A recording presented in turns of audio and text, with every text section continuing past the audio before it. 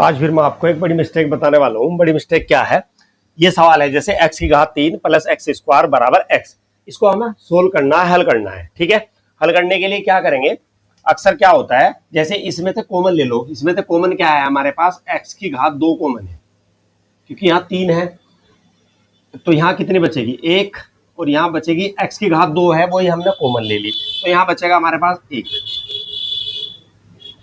तो अक्सर क्या करते हैं, एक घात इससे काट देते हैं, और यही बड़ी मिस्टेक है, यही मिस्टेक है।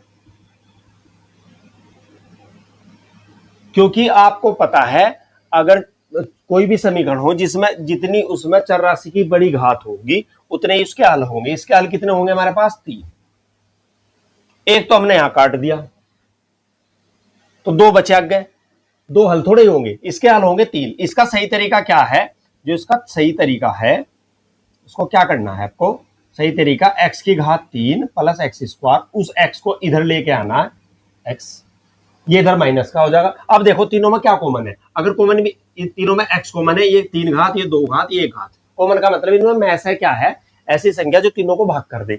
x है तो x यहां से कॉमन, x यहां से, x यहां से, एक ही x कॉमन आएगा। यहां बचेगी x की घात 2 और यहां बचेगा x, और यहां x था वही हमने ले लिया, तो बचा 1 बराबर 0।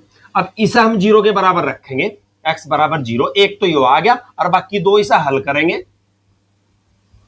इसको हल करके 2 मान इससे निकाल लेंगे, जो हमने ये काट दिया था फालतू में फ्री में, वो ये है।